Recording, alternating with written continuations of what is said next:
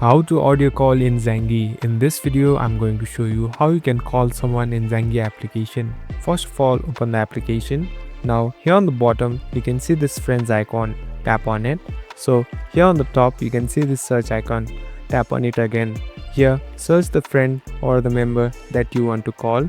So here, I'm choosing one. So make sure that this is the right person. Here on the bottom, you can see this Zangi number option. So first, you must ask the Zangi number from them. So in order to get the Zangi number, you can connect directly with the contact, or you can ask the friend and copy paste the number. Then here on the option, you can see Zangi call. Tap on Zangi call. So yes, you can directly call after you enter the Zangi number. So this is how you do it.